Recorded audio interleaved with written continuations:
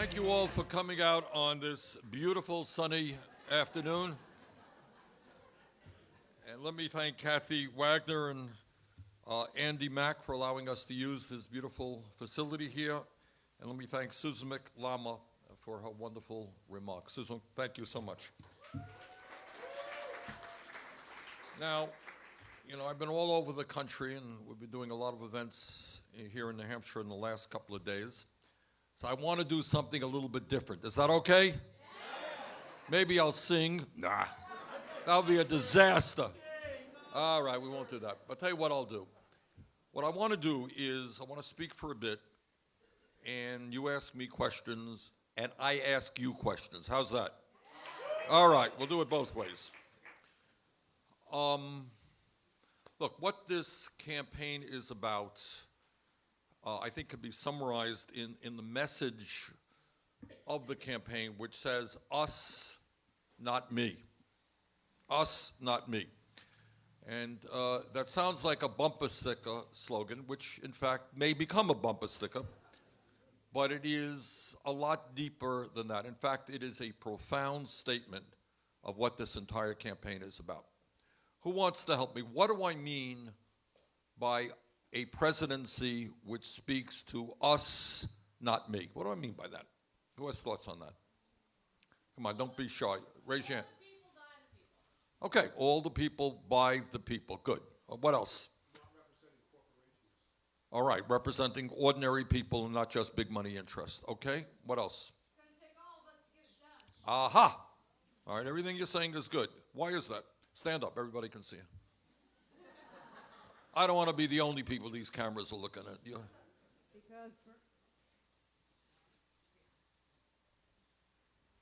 Because it's going to take all of us to get it done. It is just not a matter of getting you in that big house on the hill in Washington. That's when all the work starts. We all need to be behind you. We all need to be pushing from the bottom up to help you to transform this country. I'm ready. Everyone here is. Thank you, sir. Now, why am I up here, not you? You said it better than I do. All right. That's exactly right. Okay. What's your name? Sonia. Sonia. All right. Sonia hit it right on the head, and I think the others did as well. Two parts to what us, not me means. Number one, in a very profound way, it means I want you to be concerned about my 4 kids and my 7 children, my 7 grandchildren.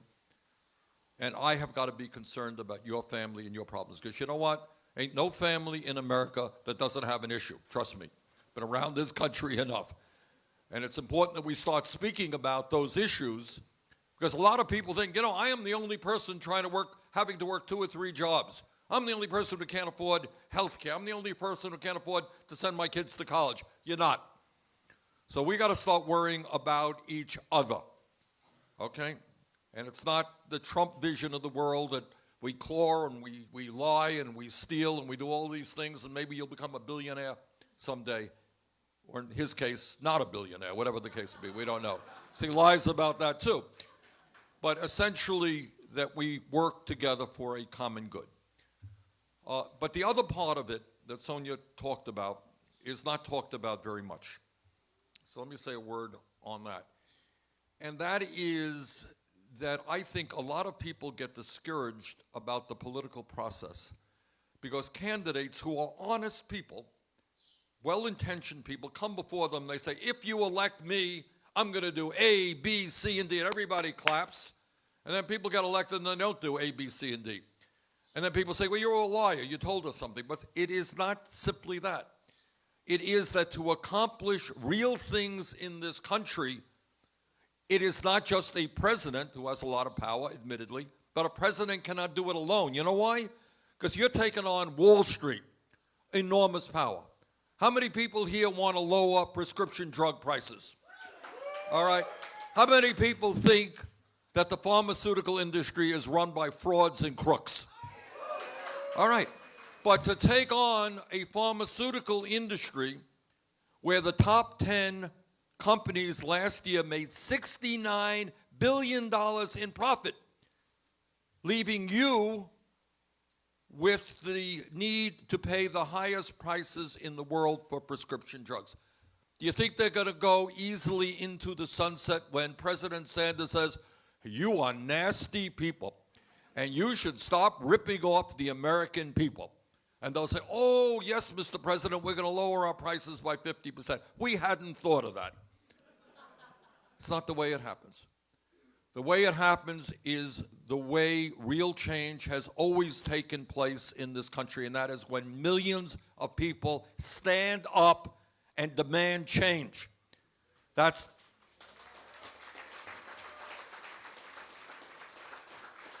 just give you a few examples, all right? How many of you are paying interest on your credit cards? Whoa, all right, question. I know, a few TV cameras there, so you may get embarrassed about it, but what kind of interest rates you paying? Anyone know? 25%. All right, stand up. Do you mind standing up? No? Stand up, face the people. How many? 25%. Okay, who else is paying interest rates on their credit cards? Suddenly nobody is paying interest rates. A minute ago, everybody was. All right, what are you paying? 12 to 20%, okay. Now, there was a time when interest rates like that were considered usury. You all know what usury is? And it turns out that every major religion in this country condemns usury. Because what usury is about is trying to get blood from a stone. That when you have people who don't have a lot of money and they have to borrow money, then you charge them outrageous interest rates. That's what loan sharking is about. Well, it turns out that the major loan sharks in this country are now on Wall Street. Now, they're charging you 25%. You know how much they pay for the money that they charge you 25% for? 2.5%. And then it's not just Wall Street. Then you got the payday lenders who prey off the most desperate people in this country. And they charge them 100, 200% interest on their lend them money at 200% or more interest rates. That goes on in America. All right. Now take it on Wall Street, where the 6 major financial institutions have assets of some 50% of our GDP and control the flow of trillions of dollars is not going to be easy. Think I could do it alone? I can't. Ultimately, the American people will say, Wall Street, we ain't going to bail you out again. Last time your illegal behavior and your reckless behavior destroyed this economy, you came begging to working people to bail us out, and then you're charging this woman who bailed you out 25% interest rates on her credit card. Ain't gonna happen again. All right?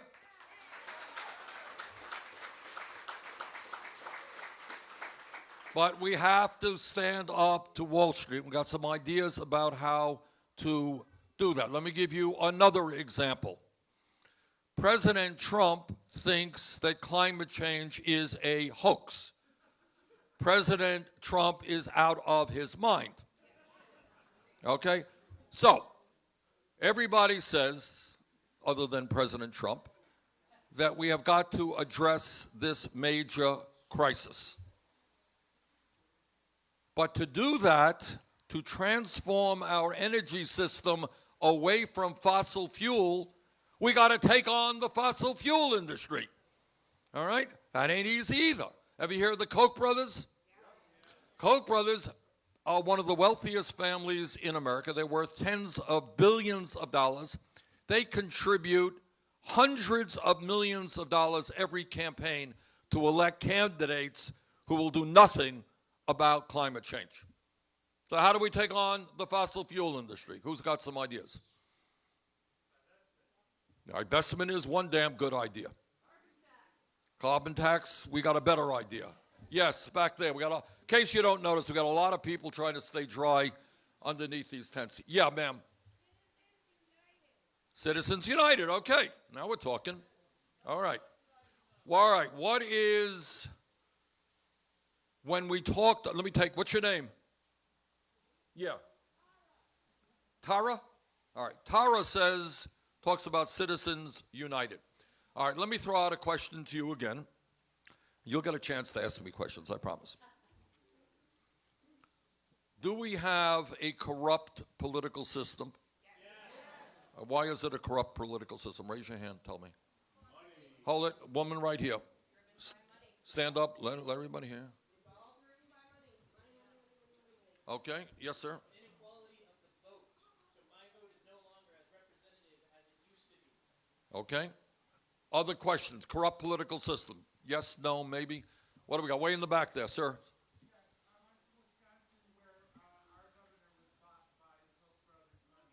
Right.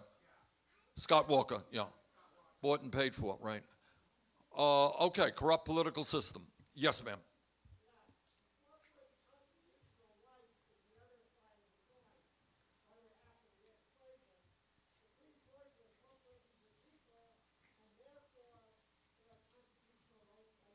That's right. They think that you have the constitutional right to buy the United States government. I humbly disagree. Okay? Okay. Okay, your turn. I've asked you some questions. Now you ask me some questions. I'll get to. Okay, I see a gentleman right here. Yes, sir. Oh, God, when people go to their cell phones, I get nervous. This question has been prepared several months in advance. I'm not going to read anything. Thank you, Senator. My name is Ken Quinn. Ken. And one of the issues that the American people have wanted for decades, in fact, New Hampshire, along with 22 other states back in the 90s, passed state laws to put term limits on members of Congress to deal with the power that people get and desire once they spend too much time in Washington, D.C. Would you support a reform along with overturning Citizens United for campaign finance to allow rotation of office through term limits, an amendment to the Constitution with term limits for members of Congress? I don't think so. Ken is your name? Ken. Yeah, I don't think so. I think the issue is that if you have a vibrant democracy, and that means if you're not having billionaires buying elections, if you're not having governors like the governor of New Hampshire, among others, trying to suppress the vote, and then you have term limits because you can throw, if the incumbent doesn't have an outrageous advantage, if you want to run against me and you have as much money to spend because we have public funding of elections, you know, people want to vote for you, they want to vote for me. So I'm not a great fan of term limits. But I am a great fan of overturning Citizens United. I am a great fan of ending voter suppression, which is going on all over this country. And I am a great fan of having public funding of elections. So if you want to run against me, you're going to run with the same amount of money as I have. All right? All right? And you got a shot to beat me. But on the other hand, if you like somebody who is your, you know, your governor, your senator, your congressman doing a good job, yeah, I think you have the right to vote for that person again. All right, other questions. Let me start in the back. I got a gentleman with the obviously Red Sox hat. Okay. Don't see too many Yankee hats here. Okay. Senator Sanders, thank you for being bold and standing up for what you believe in. We appreciate that.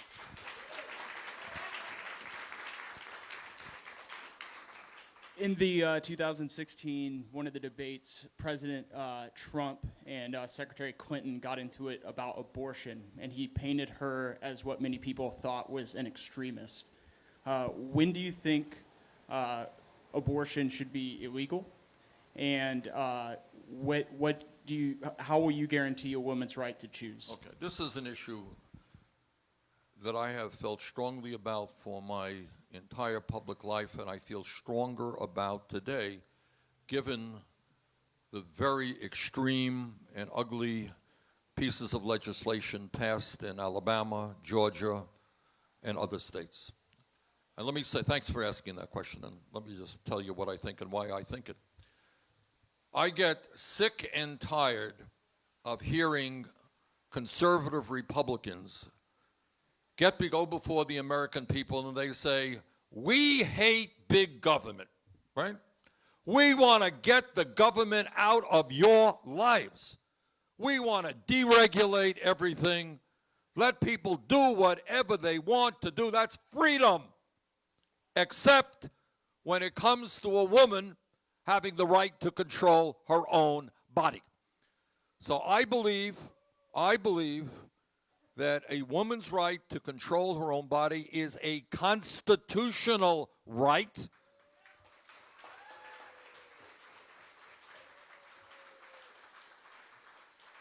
I was asked a couple of weeks ago in light of what's going on in Alabama and Georgia and elsewhere, and somebody said, well, if you're president, you have to make Supreme Court nominations. Will there be a litmus test? And usually one says no, blah, blah, blah, blah. Well, let me reaffirm what I said then. For me, there will be a litmus test. I will never appoint anybody, nominate anybody to the Supreme Court who was not 100% in support of Roe v. Wade, period.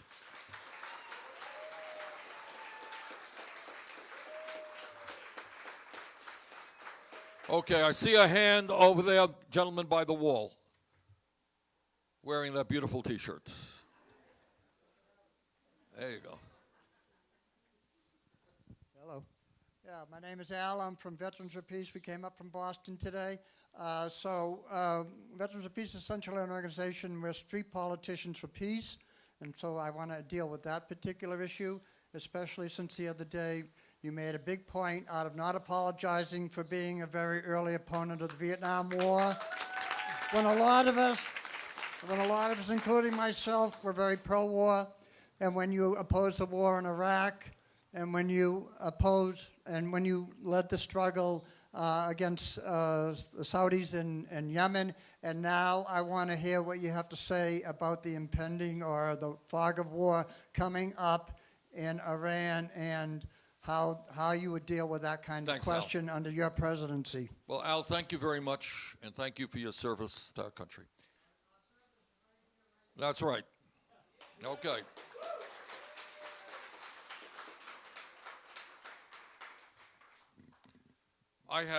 The reason I have been speaking on this issue recently is I have been kind of attacked implicitly by some of the major media. Because when I was mayor of the city of Burlington, and I'm sure many of you have visited Burlington, I thought that we should operate not only dealing with our local problems, and I did with our streets and our sidewalks and the police department and all that, but I believed in the view that we think globally and we act locally, okay? That if there's a war someplace, it impacts Burlington, Vermont, and it impacts Manchester, New Hampshire, and it impacts everybody. So I plead guilty as former mayor of the city of Burlington many years ago, of initiating several sister city programs. In other words, having my city develop relationships with other cities and towns around the world. So we initiated a sister city program with a city called Yaroslavl in Russia, a beautiful old city there. And we did one with Puerto Cabezas in Nicaragua. Because I believe that at the end of the day, if we're going to make some progress in ending war on this planet, people have got to know each other. And I believe in student exchange programs, and I believe in cultural exchange programs, because I think when you bring people over and we send our people around the world, it turns out that human beings are human beings, that people worry about their kids. So I plead guilty as a mayor to initiating sister city programs. And then as a member of the House of Representatives from the state of Vermont, when the war with Iraq was being discussed, I had a deep sense early on that Dick Cheney was lying, that John Bolton was lying, and that the Bush administration was lying. And I got to the floor, and I did everything that I could to try to prevent that war. And it gives me, if you go back, go to YouTube, and hear what I had to say. And believe me, it gives me no pleasure to say that much of what I feared would happen in terms of destabilization and loss of life turned out to be true. So if anyone wants to attack me for helping to lead the opposition to the disastrous war in Iraq, I plead guilty to that. That is what I did, and I make no apologies to anyone for that.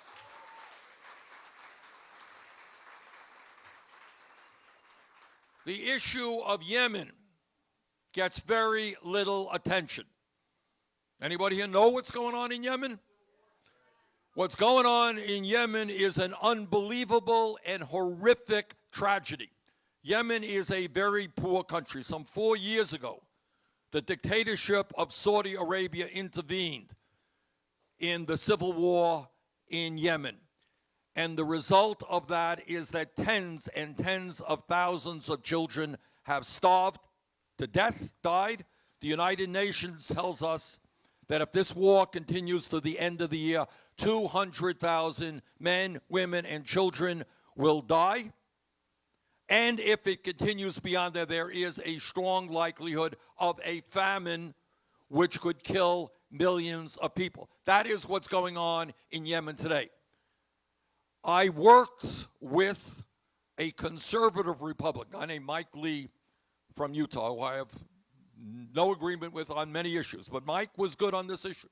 And he understood two things: how horrific the war in Yemen is, and he understood something else. He actually read the Constitution of the United States and knows that the power to go to war under our form of government does not lie with the president, but with Congress, and that this intervention is unconstitutional and must be stopped.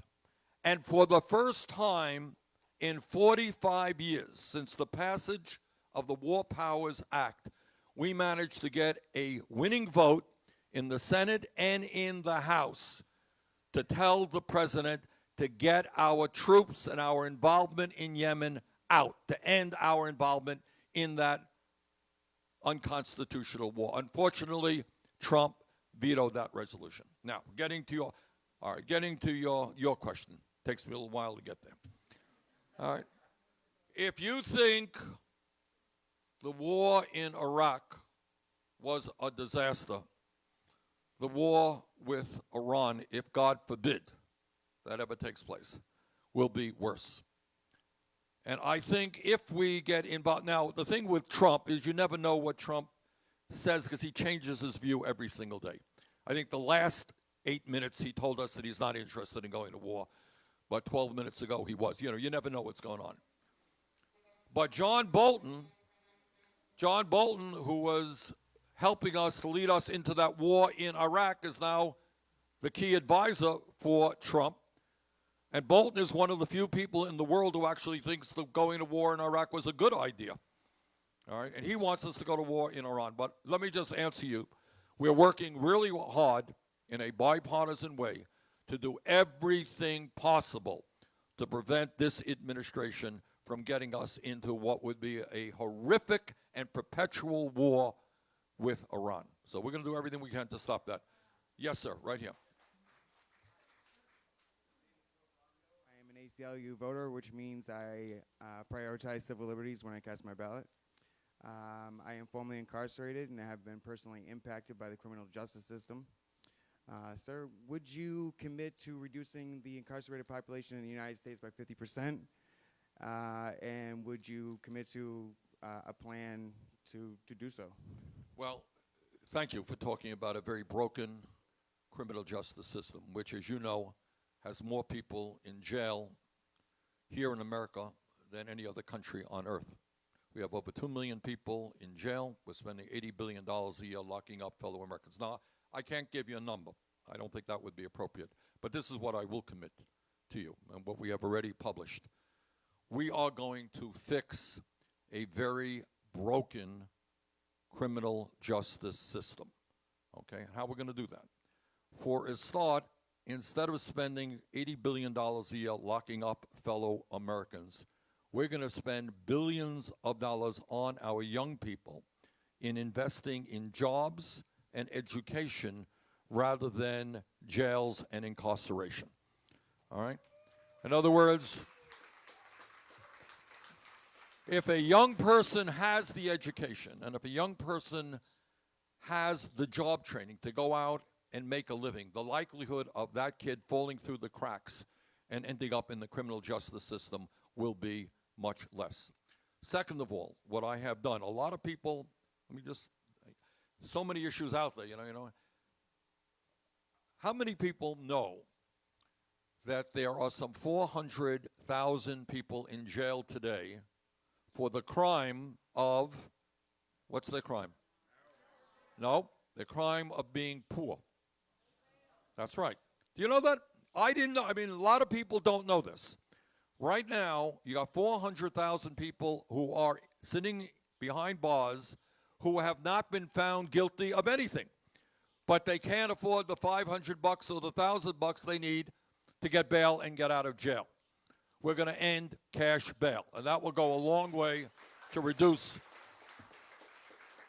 Thirdly, in terms of criminal justice, we are going to end private prisons and detention centers in America.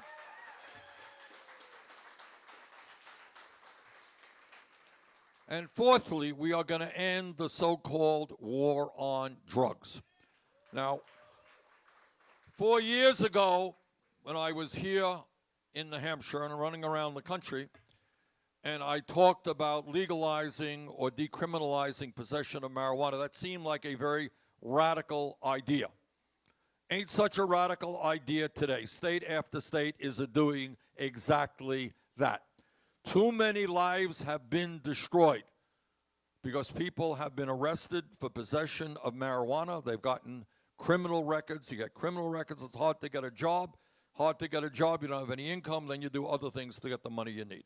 All right, so we're going to end that and many other things. So answer your question, we are going to deal with the mass incarceration issue in America, which, by the way, is also largely a racial issue, significantly impacting African Americans, Latinos, and Native Americans. It is an issue that has to be dealt with. All right, now my turn. Wait a minute.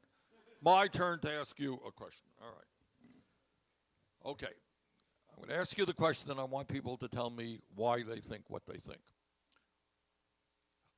The United States of America today is the only major country on earth that does not guarantee health care to all people as a right.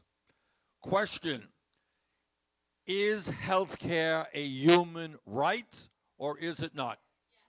All right, raise your hand, and either side. I want somebody to tell me why it's a human right or why it should not be considered a human right. All right, who wants to start off why it is a human right? Anybody believe that? All right, ma'am, right here.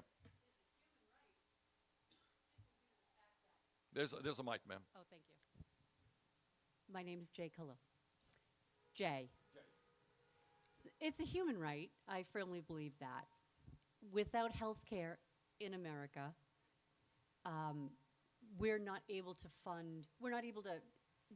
grow entrepreneurialships. For instance, if we want to go towards a gig economy, you can't do that because you can't afford insurance for yourself, nor can you afford insurance for maybe an employee.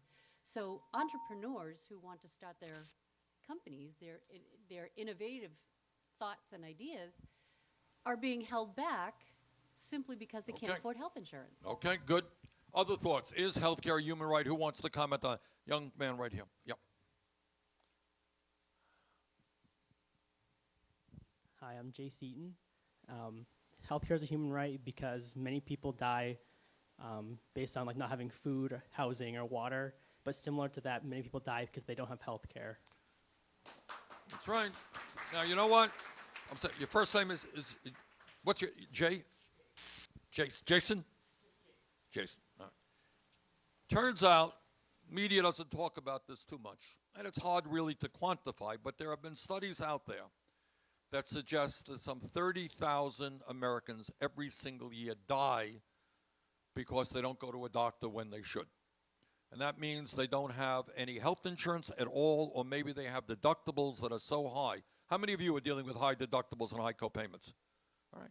So you're insured, but that doesn't mean necessarily you're going to go to the doctor when you should. Is that right? All right. And I've talked to doctors who tell me that people walk in the door, it is too late, and they die. So your point is absolutely right. All right, my last question on this issue, and then I give it back to you. How does it happen that the wealthiest nation in the history of the world, which is the United States of America, is the only major country on earth not to guarantee health care to all people as a right? How does that happen? How does our friends up in Canada, near us, they provide health care to all people? Every major European country does it. How come we don't do it? All right, let me get that one. New hands here. Anybody want to? Yeah, woman right here. Stand up. Be loud, please. Stand up. Yeah. No, no, no. That woman. Yeah. I'm sorry. You'll get there next. Okay. Actually, I wanted to ask a question. I didn't realize I was. No. All right. If you then I'll get you your question later. All right. Your shot. Right. Why are we the only country not to guarantee health care to all people? Hi, I think it's an unfortunate reality that a lot of people in America think that universal health care is idealistic or that it's communist, that it's just not. They confuse it with empathy, and they confuse it with it's a humanitarian crisis. If you can't afford your insulin, if you can't afford mental health care, I feel like the problem is that there's a lack of understanding. Okay. Yeah. I disagree, but okay. I think it's something else. I see a gentleman waving his hat there. All right. Doesn't look like a Red Sox hat, but all right. Patriots, all right. Just as good. Patriots hat. My name is Ben Dibble from Hudson. I think that the reason that we don't have a good healthcare system is because the laws have been put in place so that it is not a fair playing field. You can't have insurance companies cannot bid in all over the country. They can only bid in one state, so that it cuts into the money thing. It's back to the money thing, and so that's why we're not getting a fair playing field. No, I missed it. Dang it. No. Not my view. All right, maybe, but that's your view. Other people. Why are we the only major country? Woman over there. Give her the mic. Give her the mic. My name's Kathy. I think it's because we're a more diverse society than these other countries that we're talking about who have universal health care, and we value profit over our citizens, our fellow citizens' health. We have not come together on this, and we need to. Actually, good. All right, now we're getting warm. Still a little bit cold in the room. All right, let me get more hands. I see a hand way back there. I want to get all around the room there. Gentlemen, yeah, with the hat. I think it's because the healthcare industry and the pharmaceuticals have control of the narrative on this issue. Give that man an A. All right. All right, it is, look, what is the function of the healthcare system today? That's right, it's money. I mentioned earlier, pharmaceutical industry charges us the highest prices in the world for drugs, okay? They made $69 billion, top 10 companies made $69 billion in profits last year. They think the system is working pretty good. And for them, it is working just great. And they will spend hundreds of millions of dollars or billions of dollars to protect that system. Here's a story. A few years ago, I was out in California. And the people in California had a modest proposal, really was fairly modest, to control drug cost in California.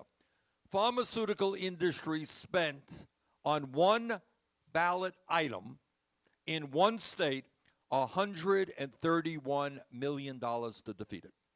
Got that? Now, how much do you think that they will? My view is, as president, I'm going to cut prescription drug prices in this country in half. In half. You think that's a radical idea?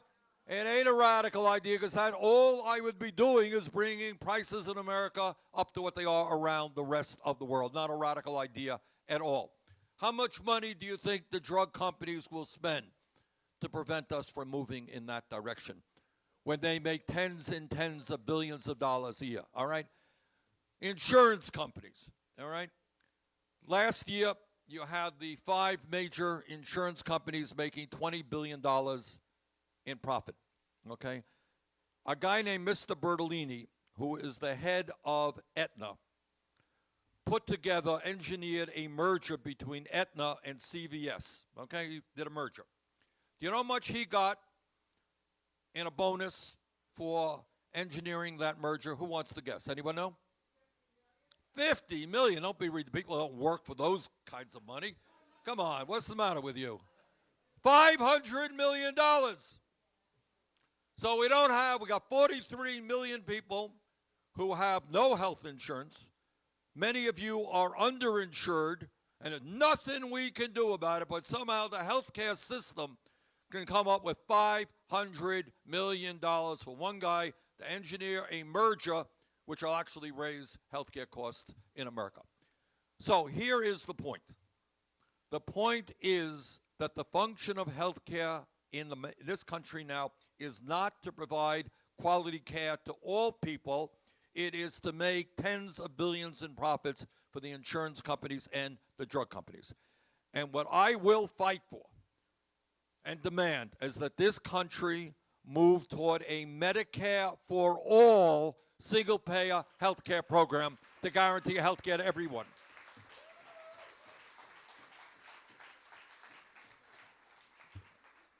All right, I got a little boy there. You have a question?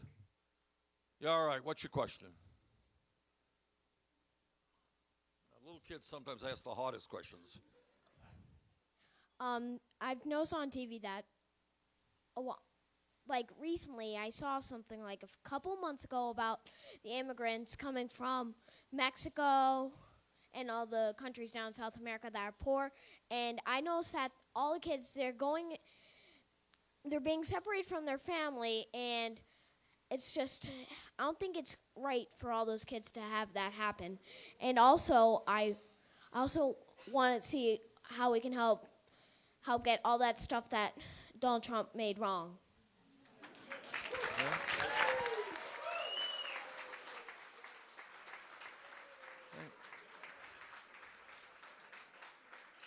See, out of the mouths of children come very profound statements.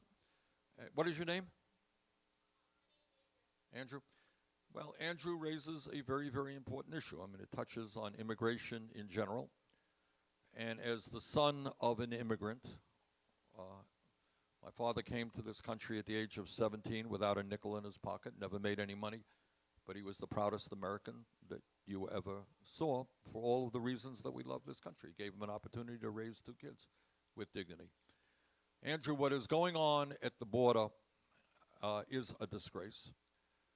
There are very, very poor and desperate people who have, in some cases, walked hundreds and hundreds of miles or more with their little babies trying to escape terrible poverty and violence in Honduras, Guatemala, and countries in Central America.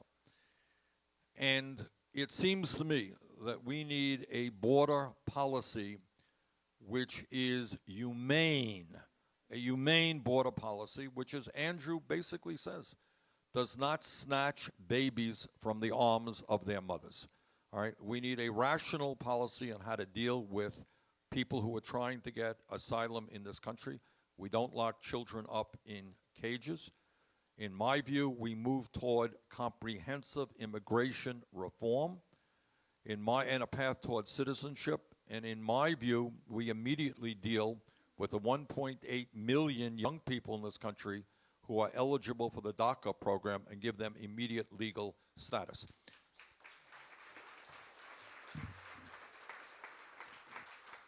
Okay, other questions? Yes, ma'am. Now's your turn. Here's the mic. You got the mic coming. Hi, my name's Tina Marie. I'm from Portland, Maine. And I very much liked your question, and mine is related to that. Children are dying in U.S. custody. Many of them are seeking asylum, escaping their countries because of the economic impacts of climate change. Homestead, Florida has the largest detention center for migrant children in the U.S., and it's a for-profit facility that charges $2.5 million a day that taxpayers are paying for. And my simple question to you is that you're going to be in Miami for the Democratic debates at the end of June. Miami is 29 miles from Homestead. Will you, yes or no, go to Homestead and witness this atrocity for yourself? I think that witnessing atrocities should be the minimum we should expect from a presidential candidate. Well, I can't give you, sorry, I can't give you a definitive answer because I don't know what I'm doing on my schedule. Today we have 6 events in New Hampshire, and I don't know where I'll be at that point. But I hear what you're saying very loudly and clearly, and as I've just indicated, I will do away as president with for-profit detention centers. People should not be making money off other people's misery, and I may very well do what you asked. You but might I do don't it? want the guarantee. What can we do to like push you towards saying yes? No, it's not a question of pushing me to say yes. I mean, Okay. I have it, I have a schedule which takes me all over the country, and there are other things that I have to do as well. So I don't want to make a definitive, tell you something and not be able to do it. Yes, sir. Stand up. I know, my wife just told me thousands of people know it's our 31st. Yes, it is. Thank you. Happy anniversary, and God bless Jane for her endurance. And more than that, let me Yeah, tell you. what's your take on ranked choice voting? On You know, what? ranked choice voting. Yeah, I think it's basically a good idea. Look, you have many elections. Sometimes you have two people. You vote yes, you vote no, right? You vote for A and not B. But sometimes you have A, B, C, and D, right? And you're sitting here worried, if I vote for this person, the worst guy will get elected, and I'm going to vote for da-da-da. I think you give people as many options as they can. So if they want to, vote for this is my top choice, this is my second choice, this is my third choice, I think that's reasonable. All right, my turn. All right. God, you already answered many of my questions. Okay.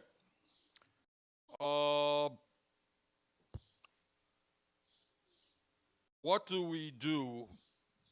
All right. The media and members of Congress talk very little about income and wealth inequality. That's not an issue that we talk about. Truth is that 3 families in America own more wealth than the bottom half of the American people. Do you know that? Top 1, because of me, all right. That's right, not a whole lot of people talk about it, all right. Top 1% owns more wealth than the bottom 92%. And here in New Hampshire and in Vermont, you all know, I think that many people are working 2 or 3 jobs. You indicate you're working 3 jobs? All right. Got a woman here who's working 3 jobs, which is... All right, stand up, let everybody hear what you just said. Do you mind standing up? Go on, tell them.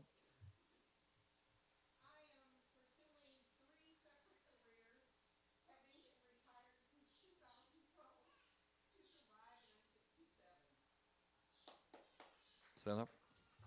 I'm 68. I have 5 university degrees. I retired, and I got divorced, and so I have 4 jobs to survive, and one pays $12, one pays $15, another pays $15, and the other is $200 over a semester advising doctoral students at a college in Arizona. All right. And it's really hard. Okay.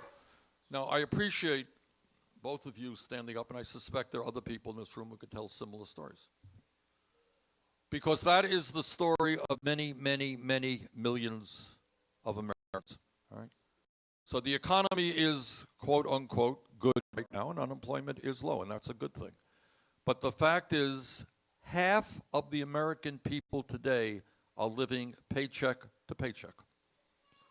And what paycheck to paycheck means that if your car breaks down, you can't get to work. And if you can't get to work, you get fired.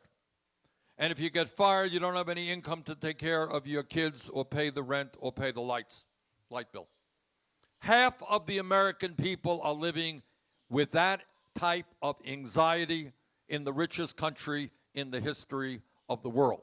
So I got 2 questions, all right? Should we raise the minimum wage to a living wage of at least $15 an hour?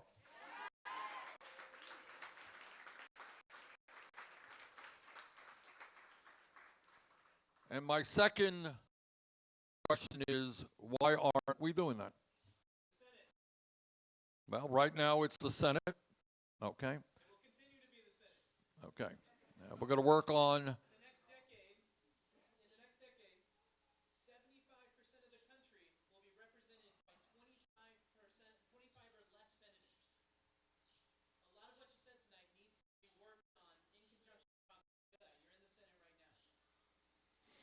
How do we, as a people, if you make it into office, how do we get to a point where we are able to move towards a more representative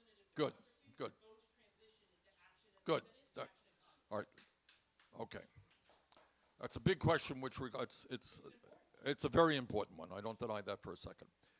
And let me just take it one step further, if I might. And that is a lot of people, including myself, asking a simple question that on election night 2016, Hillary Clinton got 3 million more votes than Donald Trump did. Guess who was the president? Is that part of the issue? Okay, okay. And let me take it another step. And that we're coming up to an election, and probably in 30 out of the 50 states in this country, there will be relatively little political activity because people have a pretty good guess as to how California is going to vote, how Vermont's going to vote, how New York State's going to vote, how Wyoming is going to vote. You got Republican states, you got Democratic states. Who cares about campaigning or what the issues are in those states for those people, right? So New Hampshire, we're not quite sure, but we hope. So you'll see some people here. And we're not sure about Wisconsin and Michigan and Pennsylvania and Florida and other battleground states. But should you have a national political election which is centered around 16 states in the country when you got 50 states in the nation? The answer is obviously not. So I hear what you're saying, and it is a very profound point. Gets back to our Constitution, right? And the compromise that was made way back then. But I agree with you that at the end of the day, especially when you have somebody who lost the general election by 3 million votes in the White House, you got a serious problem that has to be dealt with. But I wanted to get back, and I thank you for that, but I wanted to get back to the question that I asked, and that is, why do you think there is not more discussion in this country? Why you don't see stuff on television or in Congress about the grotesque level of income and wealth inequality in America? I see a hand over there. Yeah. Because those who would just tell the problem to us are part of the problem. They are just as wealthy. They are benefiting from that inequality. Okay. You're talking about people who own the media and people who get elected. I'm talking about people in front of the cameras, too. Okay. All right. More discussion. Is that, maybe I'm missing something here. It seems to me when you have so few owning so much, and so many people having so little, that this is a pretty important issue. Am I missing something here? All right, then why isn't it kind of on the front pages every day? Let me get a hand. Anybody else want to jump into this discussion?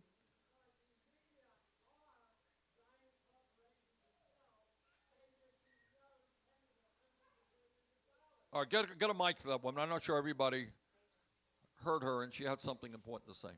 Okay, Michael Bleiweiss, Methuen, Massachusetts. Yeah. What do they call that? The never mind. People's Republic of Massachusetts, I guess. Anyway, it's because the media companies are all giant corporations themselves who are paying their executives tens of millions of dollars, if not more, and they have a vested interest in the status quo. Why are they going to rock their own boat? Okay. Maybe one or two more comments. Woman right here. Why are we not talking more about income and wealth inequality? I think people are scared. They've got people have made people think that if you give more money to somebody else, then you're not going to get it. Like it's one big piece of the pie. Okay. All right. Woman right here. Oh, get the mic. Wait for the mic. Hi, I'm Bonnie Wright from Salem, New Hampshire. The media is dependent on advertising and the lobbyists who support the corporations that are doing the advertising. So it all goes back to your big money again. Okay. Okay. Now, that's my question. We had an anxious man here. All right.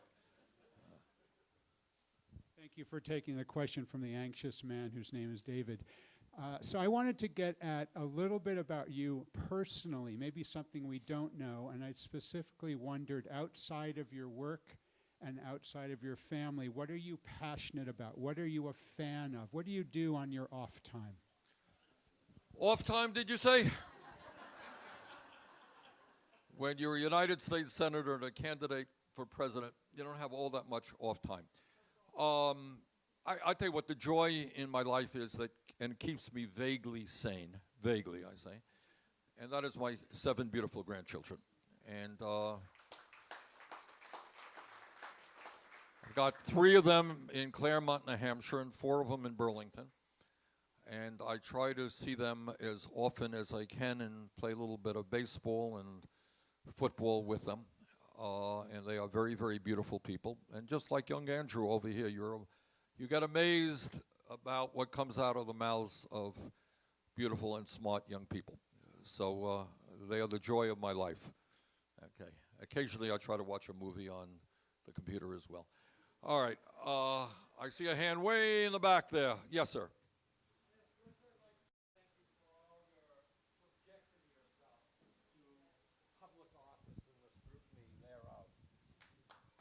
What I Yeah, there's a wanted mic to talk there. in regards to inequity is it's pretty much like fleece the flock. We've experienced a redistribution of wealth from the many to the few. And that's been going on. Well, we had robber barons, and FDR tried to address that, and it's been going on ever since. Whereas the SP 500 or simple economics is if you give disposable income to the many, we'll have a steady state economy where everyone gets to enjoy it instead of a boom-bust economy focused on just redistributing the wealth to the few. Good. Thank you. And by the way, just to back up this point, I know my conservative friends get very nervous when I talk about redistributing wealth in America, but the truth is there has been a massive redistribution of wealth over the last 50 years. Problem is it's gone in the wrong direction. It's gone from the middle class to the top 1%. And today, you know why people feel so much anxiety in America is the average worker, the person right in the middle of the economy, is earning in real inflation accounted for dollars just about the same as he or she did 43 years ago.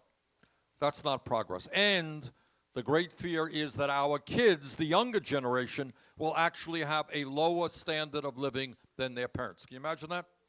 All right, let me conclude. We got to get going pretty soon. We got a rally in Manchester in a bit, so I got to get going. But let me just conclude. Hey, thank you very much for coming out on this not such nice day. And to say this, what this campaign is ultimately about is justice. All right, we're going to bring back justice. Trump wants to divide our people up based on the color of their skin, based on their religion, based on their sexual orientation, based on where they came from, based on their gender. What our campaign is about is bringing people together around a progressive agenda that works for all of us, not just the people on top.